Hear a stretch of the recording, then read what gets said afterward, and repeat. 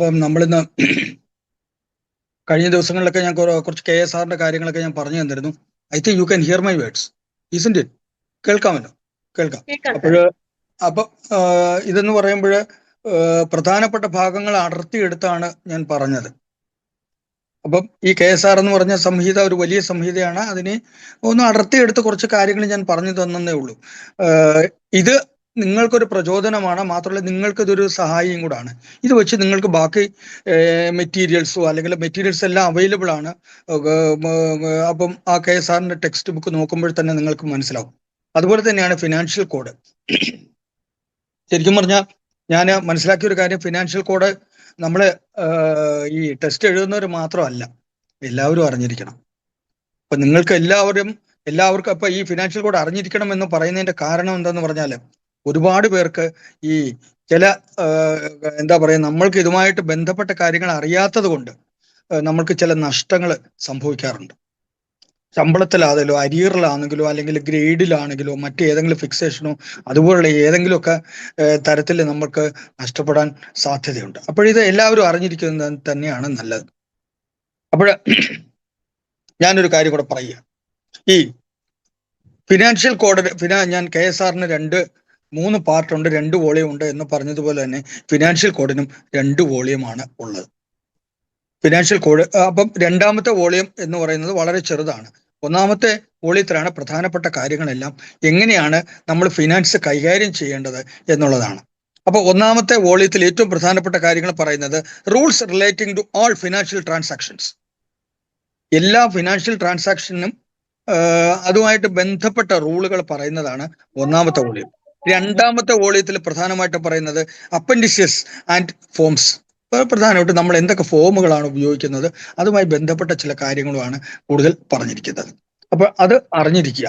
അപ്പൊ നമ്മൾ ഇപ്പോഴ കമ്പ്യൂട്ടറൈസ്ഡ് ഫോമാണ്, എന്നാലും ഈ ഫിനാൻഷ്യൽ കോഡ് അമെൻമെന്റുകൾ പൂർണ്ണമായിട്ടും അത് കമ്പ്യൂട്ടർ അമെൻഡഡ് ആയ ബുക്കുകൾ നാളെ ഇതുവരെ ഇറങ്ങിയിട്ടുമില്ല. അപ്പൊ അതുകൊണ്ട് തന്നെ നമ്മൾ മനസ്സിലാക്കണം, റൂൾസ് പ്രധാനമായിട്ടും നമ്മൾ പഠിച്ചിരിക്കുകയുമാണ്. അതിൽ ഏറ്റവും പ്രധാനപ്പെട്ടത് അതിൽ ചില ഡെഫിനിഷൻസ് ഉണ്ട്, ചില ടെർമിനോളജീസ് ഉണ്ട്. ഇതെല്ലാം നമ്മൾ അറിഞ്ഞിരിക്കണം. നിങ്ങൾ എല്ലാവർക്കും അറിയാം അക്കൗണ്ടന്റ് ജനറൽ എന്താണെന്ന് പലപ്പോഴും ചോദിക്കാറുണ്ട്. അക്കൗണ്ടന്റ് ജനറൽ എന്താണെന്ന് പറയാം, he's the head of an office of accounts and audit. അദ്ദേഹം ആർക്ക് വേണ്ടിയാണ് ചെയ്യുന്നതെന്ന് ചോദിച്ചാൽ കൺട്രോളർ ആൻഡ് ഓഡിറ്റർ ജനറലിന് വേണ്ടിയാണ് അക്കൗണ്ടന്റ് ജനറൽ ആക്ട് ചെയ്യുന്നത്. വാട്ട് ഈസ് ഓഡിറ്റിംഗ് എന്ന് ചോദിച്ചാൽ തന്നെ നമുക്ക് പറയാം checking the correctness of the accounts. അതിനാണ് പറയുന്നത് ഓഡിറ്റിംഗ്. അപ്പൊ അക്കൗണ്ടന്റ് ജനറൽ എന്ന് പറയുന്നത് ആർക്ക് വേണ്ടിയാണ് ഇത് പരിശോധിക്കുകയും അതിനുവേണ്ട നിർദ്ദേശങ്ങൾ തരികയും പരിഹാരങ്ങൾ നിർദ്ദേശിക്കുകയും ഒക്കെ ചെയ്യുന്നത് ആർക്ക് വേണ്ടിയാണ്? C&AGക്ക് വേണ്ടിയാണ്. അപ്പൊ നമ്മളുടെ ഓരോ സ്റ്റേറ്റിലും അക്കൗണ്ടന്റ് ജനറൽ ഉണ്ട്. അതാത് സംസ്ഥാനത്ത് നടക്കുന്ന ട്രാൻസാക്ഷൻസ് അവിടെ അവർ ചെക്ക് ചെയ്ത് അതിൽ സാധാരണഗതിയിൽ AGയുടെ ഓഡിറ്റ് എന്ന് പറയുന്നത് ടെസ്റ്റ് ഓഡിറ്റ് ആണ്. ടെസ്റ്റ് ഓഡിറ്റ് എന്ന് പറഞ്ഞാൽ ശരിക്കും പറഞ്ഞു കഴിഞ്ഞാൽ അവർ എല്ലാം ചെയ്യില്ല, എല്ലാം എടുത്ത് ഓരോന്നും തലനാരിഴ കീറി പരിശോധിക്കില്ല, റാൻഡമായിട്ട് ചെക്ക് ചെയ്താണ് പരിശോധിക്കുന്നത്. അവിടെയാണ് നമ്മളത് മനസ്സിലാക്കേണ്ടത്. അപ്പം അക്കൗണ്ടന്റ് ജനറൽ എന്താണ് അപ്പോൾ അക്കൗണ്ടന്റ് ജനറൽ ആർക്ക് വേണ്ടിയാണ് ഈ ഓഡിറ്റ് നടത്തുന്നത് എന്ന് ചില പ്രാവശ്യം ചോദിച്ചിട്ടുണ്ട്. അതുകൊണ്ടാണ് ഞാനത് പറഞ്ഞത്. ഇനി what is appropriation? What is appropriation means the amount provided in the budget estimate. നിങ്ങൾക്ക് കിട്ടുന്ന ശമ്പളം അല്ലെങ്കിൽ അലവൻസുകൾ, മറ്റ് എന്താ പറയുക, നമുക്ക് ആവശ്യത്തിന് വേണ്ട എല്ലാ പണവും കിട്ടുന്നത് ബഡ്ജറ്റിലൂടെയാണ് കിട്ടുന്നത്. അതാണ് അപ്രോപ്രിയേഷൻ എന്ന് പറയുന്നത്. Appropriation means the amount provided in the budget estimate for a unit of appropriation. അതാണ് പറയുന്നത്. ഓരോന്നിനും ഓരോ യൂണിറ്റ് ഓഫ് അപ്രോപ്രിയേഷൻ. ഇപ്പൊ നമ്മൾ ശമ്പളം വാങ്ങിക്കുമ്പോൾ നമുക്ക് എല്ലാത്തിനും അതിനെ ബൈഫർഗേറ്റ് തന്നെ ചെയ്തിട്ടുണ്ട്. പേയ്ക്ക് പ്രത്യേകം പറയുന്നുണ്ട്, DAക്ക് പ്രത്യേകം പറയുന്നുണ്ട്, HR പ്രത്യേകം ആണ്, അതുപോലെ CCA ഓർ അതർ അലവൻസസ് ഇതെല്ലാം പ്രത്യേകമാണ്. അപ്പൊ അപ്രോപ്രിയേഷൻ എന്ന് പറയുമ്പോൾ means the amount provided in the budget estimate. അപ്പൊ അവിടെ ഒരു ക്വസ്റ്റ്യൻ ഉണ്ട്, ബഡ്ജറ്റ് ആരാണ്, എവിടെയാണ് പ്രസന്റ് ചെയ്യുന്നത്? ബഡ്ജറ്റ് പ്രസന്റ് ചെയ്യുന്നത് അസംബ്ലിയിലാണ് പ്രസന്റ് ചെയ്യുന്നത്. ബഡ്ജറ്റ് പ്രസന്റ് ചെയ്യുന്നത് ആരാണെന്ന് പല പ്രാവശ്യം ചോദിച്ചിട്ടുണ്ട്. Who is presenting the budget എന്ന് ചോദിച്ചിട്ടുണ്ട്. ബഡ്ജറ്റ് പ്രസന്റ് ചെയ്യുന്നത് ഫിനാൻസ് മിനിസ്റ്റർ ആണ് പ്രസന്റ് ചെയ്യുന്നത്. അപ്പോൾ പിന്നെ ഒരു ക്വസ്റ്റ്യൻ വരുന്നുണ്ട്, വാട്ട് ഈസ് ബഡ്ജറ്റ്? ബഡ്ജറ്റ് എന്ന് പറയുമ്പോൾ it is a forecasted statement ആണ്. അപ്പം ഈ ഫോർകാസ്റ്റഡ് സ്റ്റേറ്റ്മെന്റ് എന്ന് പറയുമ്പോൾ അതിൽ ആ forecasted statement of receipts and expenditure ആണ്. വളരെ വിശദമായിട്ടൊന്നും ഞാൻ പറയുന്നില്ല.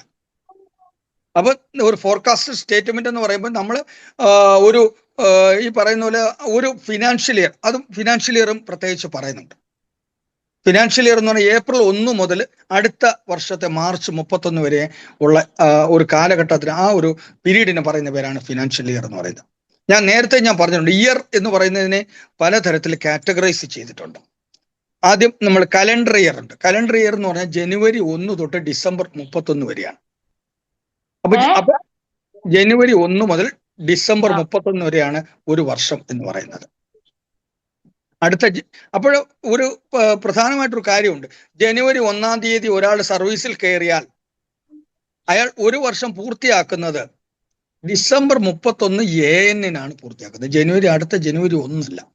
ഇപ്പൊ ജനുവരി 1 FN-ല് സർവീസിൽ കയറിയ ഒരാൾ ഒരു വർഷം പൂർത്തിയാക്കുന്നത് ഡിസംബർ 31 AN-നാണ്. അതാണ് കലണ്ടർ ഇയർ എന്ന് പറയുന്നത്. Then financial year. Financial year എന്ന് പറയുമ്പോൾ ഏതെങ്കിലും ഒരു വർഷത്തെ ഏപ്രിൽ 1 മുതൽ ഏപ്രിൽ 1 ടു നെക്സ്റ്റ് മാർച്ച് 31 പറയുന്ന ആ ഒരു കാലഘട്ടമാണ് ഫിനാൻഷ്യൽ ഇയർ എന്ന് പറയുന്നത്. പിന്നെ നമ്മൾക്ക് നമ്മുടെ സർവീസിന് നമ്മൾ പ്രധാനമായിട്ട് നമ്മൾ ചിന്തിക്കുന്ന അല്ലെങ്കിൽ നമ്മൾക്ക് പ്രയോജനം ഉള്ള മറ്റൊരു വർഷം കൂടെ കംപ്ലീറ്റഡ് ഇയർ. കംപ്ലീറ്റഡ് ഇയർ ചിലപ്പോൾ ഒരാൾ മെയ് 15-ാം തീയതി ആയിരിക്കും സർവീസിൽ കയറിയത്. മെയ് 15-ാം തീയതി സർവീസിൽ കയറിയ ഒരാൾ കംപ്ലീറ്റ് ചെയ്യുന്നത് അടുത്ത വർഷം മെയ് 14 AN-നാണ് കംപ്ലീറ്റ് ചെയ്യുന്നത്. അത് വളരെ പ്രധാനമായിട്ട് ഓർത്തിരിക്കേണ്ട ഒരു കാര്യമാണ്. ഇനി ഏറ്റവും മറ്റൊരു കാര്യമുണ്ട്, പണം പലതരത്തിൽ ട്രാൻസാക്ട് ചെയ്യാറുണ്ട്. അപ്പൊ നിങ്ങൾ എല്ലാവരും ഈ പറയുന്ന പോലെ പണം ട്രാൻസാക്ട് ചെയ്യുന്നവരാണ്, പലതരത്തിൽ ട്രാൻസാക്ട് ചെയ്യാറുണ്ട്. നമുക്ക് ബഡ്ജറ്റ് അലോട്ട്മെന്റിലൂടെ നമ്മൾക്ക് ക്യാഷ് ആയിട്ടാണോ നമുക്ക് എല്ലാ പൈസയും തരുന്നത്? ഇപ്പൊ ഫോർ എക്സാമ്പിൾ ഇപ്പം ബിന്ദു മാഡം വർക്ക് ചെയ്യുന്ന ജനറൽ ഹോസ്പിറ്റലിലാണ്. എനിക്ക് തോന്നുന്നു മാഡത്തിന്റെ ആശുപത്രിയിൽ ഏകദേശം ഒരു 300-400 സ്റ്റാഫ് ഉണ്ടാവും. മാഡം ശരിയെന്ന് അതിനെക്കാട്ടി കൂടുതൽ 500-ന് മേളിൽ സ്റ്റാഫ് ഉണ്ട്. ഒരാൾക്ക് ഞാൻ ആവറേജ് പറയുകയാണ്, ഒരാൾക്ക് ആവറേജ് ഒരു 20,000 രൂപ ശമ്പളം, ആവറേജ് ആണ് ഞാൻ പറയുന്നത്. ഒരു 20,000 രൂപ ശമ്പളം ഉണ്ടെങ്കിൽ എത്ര രൂപ വേണം? ഇത്രയും രൂപയാണോ ഇവർ തരുന്നത്? അല്ല. അവർ ബഡ്ജറ്റ് എസ്റ്റിമേറ്റിലൂടെ തരുന്നത് ശരിക്കും പറഞ്ഞാൽ book adjustment or book transfer എന്ന് പറയും. ബുക്ക് ട്രാൻസ്ഫർ എന്ന് പറയുമ്പോൾ ഇറ്റ് ഈസ് ആക്ച്വൽ ട്രാൻസാക്ഷൻ ആണ് book transfer എന്ന് പറയുന്നത്. That means the entries made in the government accounts in respect of a financial transaction which does not involve any actual receipt or actual transaction or actual disbursement in cash. അതാണ് book adjustment എന്ന് പറയുന്നത്. അതാണ് budget നമുക്ക് കിട്ടുമ്പോൾ തന്നെ നമ്മൾ allotment ലെറ്ററിൽ സഹിതം നമ്മൾ ട്രഷറിയിൽ ഏൽപ്പിക്കുകയാണ്. അപ്പോൾ ശരിക്കും പറഞ്ഞു കഴിഞ്ഞാൽ അവിടെ ക്യാഷ് ആക്ച്വലി ഡിസ്ബേഴ്സ് ചെയ്യുന്നില്ല. അപ്പോൾ ശരിക്കും അസംബ്ലിയിൽ ബഡ്ജറ്റ് പാസ്സാക്കി കഴിയുമ്പോൾ, അപ്പോൾ ഈ പാസ്സായി കഴിയുമ്പോൾ ഓരോ ഡിപ്പാർട്ട്മെന്റിനും അതിന് ഹെഡ് ഓഫ് അക്കൗണ്ട് നിർണ്ണയിച്ചിട്ടുണ്ട്. ആ ഹെഡ് ഓഫ് അക്കൗണ്ടിൽ എത്ര രൂപയാണ് എന്നുള്ളത്. ഇപ്പൊ ശരിക്കും പറഞ്ഞു കഴിഞ്ഞാൽ നിങ്ങൾക്ക് ഈ പറയുന്ന ഇപ്പം നിങ്ങളെല്ലാം ഈ KGMOAക്കാരായതുകൊണ്ട് നിങ്ങളെല്ലാം DHS-ന്റെ കീഴിലാണ്. അപ്പൊ DHS-നാണ് ഈ പൈസ എല്ലാം കൊടുക്കുന്നത്. അപ്പൊ ആ DHS ആണ് ഓരോരുത്തർക്കും വീതിച്ച് കൊടുക്കുന്നത്.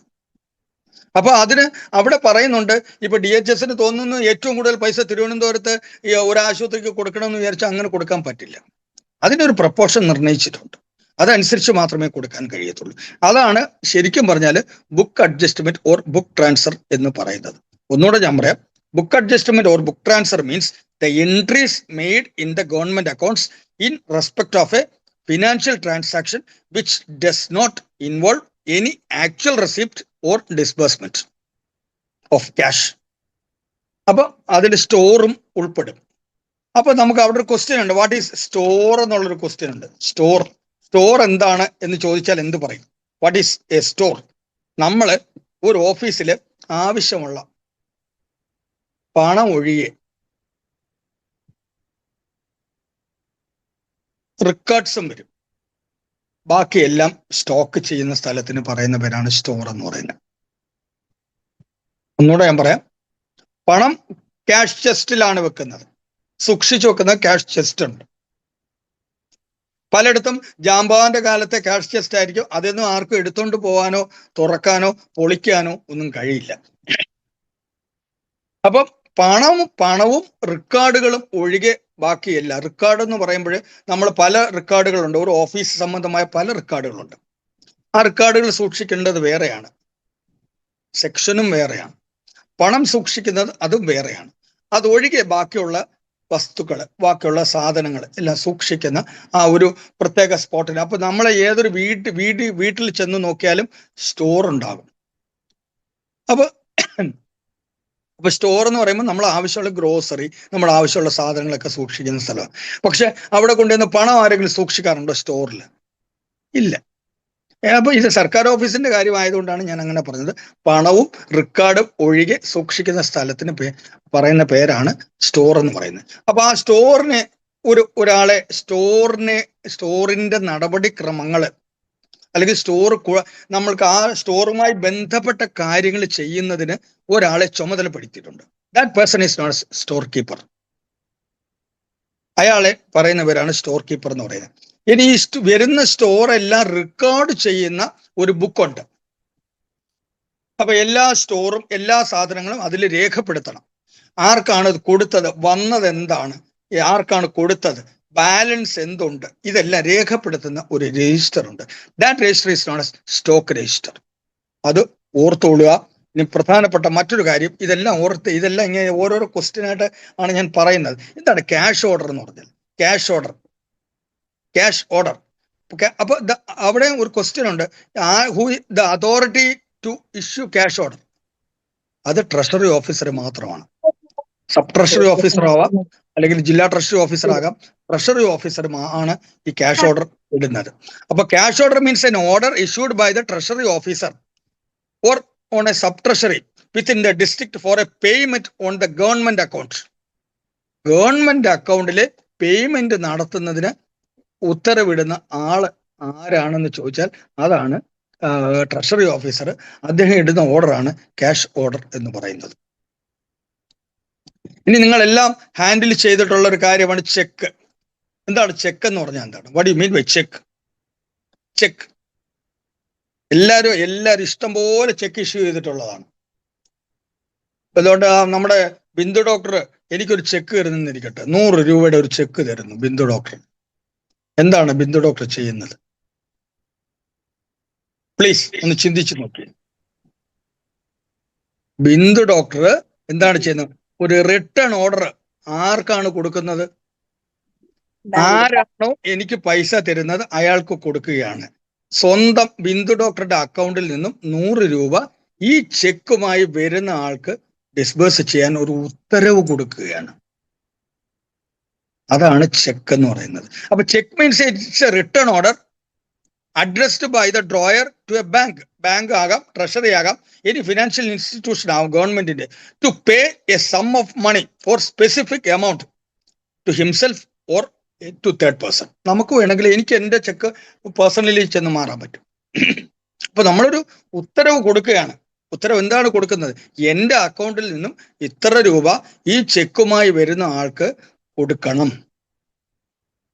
അപ്പൊ ചെക്ക് എന്ന് പറയുമ്പോൾ മാത്രമല്ല, ഒരു ചെക്കിന് പരമാവധി കാലാവധി എത്ര കാലമാണ് ഒരു ചെക്ക്? ഇപ്പൊ ബിന്ദു ഡോക്ടർ എനിക്ക് ഒരു ചെക്ക് ഇപ്പൊ ഒക്ടോബർ 1-ാം തീയതി ഒരു ചെക്ക് തന്നു, 100 രൂപയുടെ ഒരു ചെക്ക് തന്നു.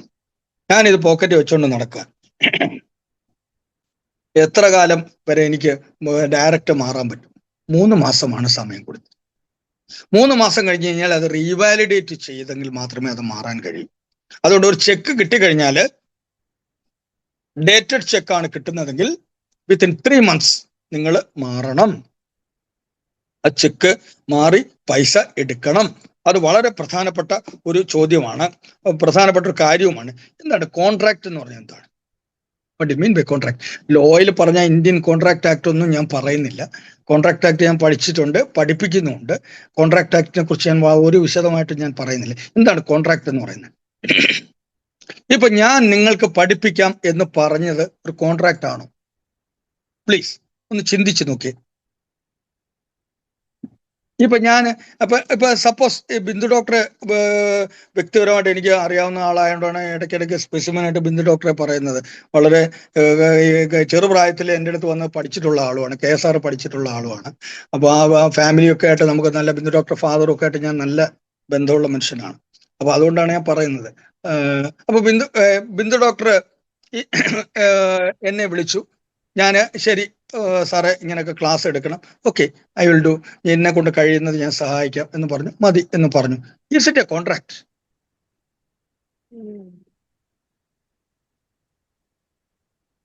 പ്ലീസ്. ഞാൻ സമ്മതിച്ചു. ഞാൻ പറഞ്ഞു കോൺട്രാക്ട് 2 തരത്തിലുണ്ട്, വെർബലും ഉണ്ട്, റിട്ടേണും ഉണ്ട്. അതും ചോദിക്കാം.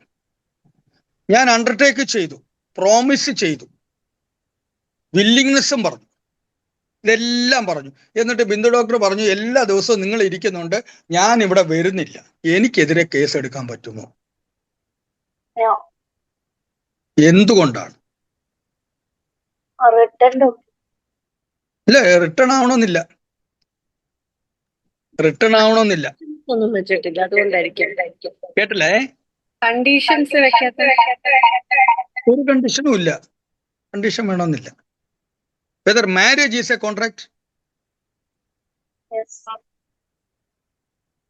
Marriage is A contract? Yes. Marriage contract ആണോ?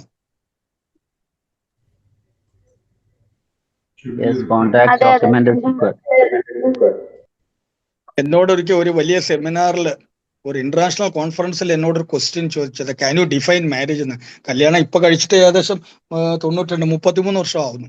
പക്ഷെ അന്നൊരു 25 വർഷത്തിന് മുമ്പ്, 25 വർഷം ആയപ്പോഴാണ് ചോദിച്ചത്. ലോ പഠിപ്പിച്ചുകൊണ്ടിരുന്ന, അതിനെ ഹ്യൂമൻ റൈറ്റ്സിനെ കുറിച്ചൊക്കെ ഞാൻ പ്രസംഗിച്ചുകൊണ്ടിരിക്കുമ്പോഴാണ് എന്നോട് ചോദിച്ചത്, sir can you define marriage എന്ന്. പെട്ടെന്ന് ഞാൻ അന്താളിച്ചു പോയി. കാരണം നമ്മള് ഒരു സംഭവമാണെന്നും പറഞ്ഞുകൊണ്ട് അവിടെ കൊണ്ടിരുത്തി കാര്യങ്ങളൊക്കെ പറഞ്ഞുകൊണ്ടിരിക്കുക. അതിനിടയ്ക്ക് ഒരു ക്വസ്റ്റ്യൻ ഇങ്ങനെ ചോദിച്ചപ്പോൾ നമ്മൾ അതിന് മറുപടി കൊടുത്തില്ലെങ്കിൽ നമ്മൾ that will be very shameful also. ഞാൻ ഉടനെ എന്താ പറയുക, ബ്രീത്തിങ് ടൈം, ഒരു കൂൾ ടൈം എടുത്ത് അതിനെ അപ്രീഷിയേറ്റ് ഒക്കെ ചെയ്ത്, ഇതെല്ലാവരും അറിഞ്ഞിരിക്കേണ്ട കാര്യമാണ്, ഇവിടെ പലരും കല്യാണം കഴിച്ചവരൊക്കെ ഇരിപ്പുണ്ട് എന്നൊക്കെ പറഞ്ഞപ്പോഴത്തേനും, എന്നിട്ട് ഞാൻ അന്നേരം ചിന്തിക്കുകയാണ് എന്താണ് മാരേജിന് ഡിഫൈൻ ചെയ്യാവുന്നത്. അവസാനമായി ഞാൻ വായിച്ചൊരു പുസ്തകം ഓർമ്മ വന്നു. പരസ് ദിവാൻ എന്ന് പറഞ്ഞ ഒരു ലോ റൈറ്റർ ഉണ്ട്, അദ്ദേഹത്തിനെ കുറിച്ച് ഞാൻ വായിച്ചിട്ടുണ്ട്, ഫാമിലി ലോ വായിച്ചിട്ടുണ്ട്. അതിൽ ഒരു ചെറിയ കാര്യം, ഒരു ചെറിയ കോട്ട് പറയുന്നുണ്ട്. It is A sacramental contract and A spiritual bondage between 2 families എന്ന് ഞാൻ പറയുകയും ചെയ്തു. പവിത്രമായ ഒരു കോൺട്രാക്ട് ആണ് അത്. ആൻഡ് ഓൾസോ സ്പിരിച്വൽ ബോണ്ടേജ് എന്ന് പറയുമ്പോൾ that means that something that is related with religion എന്ന് പറഞ്ഞ് ഞാൻ അവസാനിപ്പിച്ചു. അപ്പൊ മാരേജ് ഒരു കോൺട്രാക്ട് ആണോ എന്ന് ചോദിച്ചാൽ, മാരേജ് കോൺട്രാക്ട് ആണ്. ഹിന്ദു മാരേജ് ആക്ടും ശരിക്കും പറഞ്ഞാൽ ക്രിസ്ത്യൻ മാരേജ് ആക്ടും കോൺട്രാക്ട് ആണ്. But in case of Muslim marriage act it's only civil contract. Civil contract എന്ന് പറയുമ്പോൾ അവിടെ അവർക്ക് കൊടുത്തിരിക്കുന്ന ചില ഒരു പ്രിവിലേജ് മാത്രമാണ് അതിൽ പറഞ്ഞിരിക്കുന്നത്. അപ്പൊ അതിനെ പിന്നെ നിയമം പറയുമ്പോൾ ഒരുപാട് കാര്യങ്ങൾ പറയണം. ഇപ്പൊ ഞാനൊരു ഉദാഹരണം കൂടെ പറയുകയാണ്. ഇപ്പൊ ബിന്ദു ഡോക്ടറുടെ, ഞാനൊരു കോൺട്രാക്ടർ ആണെന്നിരിക്കട്ടെ, എൻ്റെ അടുത്ത് പറഞ്ഞു 2 നില വീട് വെക്കാൻ പറഞ്ഞു. ഞാൻ 1 നില വീടേ പണിഞ്ഞുള്ളൂ, പിന്നെ ഞാൻ പണിയുന്നില്ല. അപ്പൊ 1 നില വീടിന്റെ പൈസ എനിക്ക് കിട്ടും. 2ാം നില ഞാൻ പണിഞ്ഞില്ലെന്ന് പറഞ്ഞാൽ പൈസ വാങ്ങിച്ചിട്ടുമില്ല, ഒന്നും ചെയ്തിട്ടുമില്ല. 1 നിലയുടെ പൈസ തന്നെ വാങ്ങിച്ചിട്ടില്ലെങ്കിൽ എനിക്കത് റിയലൈസ് ചെയ്യാൻ പറ്റും. പക്ഷെ 2ാം നില വേറെ ഒരാളെ കൊണ്ട് അവർക്ക് പണിയിക്കാം, അല്ലെങ്കിൽ പണിയാതിരിക്കാം. അതാണ് സിവിൽ കോൺട്രാക്ട് എന്ന് പറഞ്ഞാൽ. ചിലർ പാലം പണി ഇട്ടിട്ട് പോകത്തില്ലേ, അവരെ പണിഞ്ഞിടം വരെയുള്ള പൈസ കൊടുക്കും. That's called civil contract. അപ്പൊ ഇവിടെ ഇപ്പം ഹിന്ദു മാരേജ് ആക്ടിലും അല്ലെങ്കിൽ ക്രിസ്ത്യൻ മാരേജ് ആക്ടിലും ചില പ്രത്യേക എന്താ പറയുക, ചില പ്രിവിലേജസ് സ്പൗസിന് കൊടുക്കുന്നുണ്ട്. But in case of Muslim marriage act അത് ഇല്ലായിരുന്നു. ഇപ്പോൾ അതിന് ചില നിയമങ്ങളുടെ സപ്പോർട്ടോടുകൂടി ഉണ്ട്. അപ്പോൾ അങ്ങനെ അവർക്ക് കൊടുത്തിരിക്കുന്ന ഏറ്റവും വലിയൊരു പ്രിവിലേജ് എന്ന് പറയുന്നത് ഒരുമിച്ച് ജീവിക്കാം, പ്രൊക്രിയേഷൻ ഓഫ് ചിൽഡ്രൻ ഇതൊക്കെ അനുവദിച്ചിട്ടുണ്ട്. പണ്ടാണെങ്കിൽ നമ്മളിപ്പം ഏതെങ്കിലും സ്ത്രീയുടെ കൂടെ ഒരു പുരുഷൻ കഴിയുക എന്ന് പറയാൻ ദാറ്റ് എമൗണ്ട്സ് ടു അഡൽട്ടറി. ഇപ്പോഴങ്ങനെ ഇല്ല, അത് പറയാൻ പറ്റത്തില്ല. അവിടെയാണ് നമ്മൾ നിയമം അറിയുമ്പോഴാണ് നമ്മൾ അതിനെക്കുറിച്ച് മനസ്സിലാക്കുന്നത്. പിന്നാണ് അതിനെക്കുറിച്ച് അപ്പം പ്രൊട്ടക്ഷൻ ഇല്ല, സ്ത്രീകൾക്ക് പ്രൊട്ടക്ഷൻ ഇല്ല. അങ്ങനെയാണ് മുസ്ലിം വിമൻസ് പ്രൊട്ടക്ഷൻ ആക്ട് വന്നു. പിന്നെ ഇപ്പം ഒരു 2-3 years ബാക്ക് ട്രിപ്പിൾ തലാഖ് അതുമായിട്ട് ബന്ധപ്പെട്ട ഒരു നിയമം വന്നു. ഇങ്ങനെയൊക്കെ ചില നിയമങ്ങൾ വന്നു. അപ്പോൾ കോൺട്രാക്ട് എന്ന് പറയുമ്പോൾ it means a kind of undertaking, either written or verbal, expressed or implied by a person other than a government servant. ഇപ്പൊ ശരിക്കും പറഞ്ഞു കഴിഞ്ഞാൽ ഇപ്പം ഞാൻ ഒരു പേഷ്യന്റിനെ കൊണ്ടുവന്ന് ഒരു ഡോക്ടറുടെ മുമ്പിൽ കൊടുക്കുകയാണ്. അപ്പൊ ആ ഡോക്ടർ അവിടെ കോൺട്രാക്ട് ആക്ട് നിൽക്കുമോ? നിങ്ങളൊന്ന് ചിന്തിച്ചു നോക്കിയേ.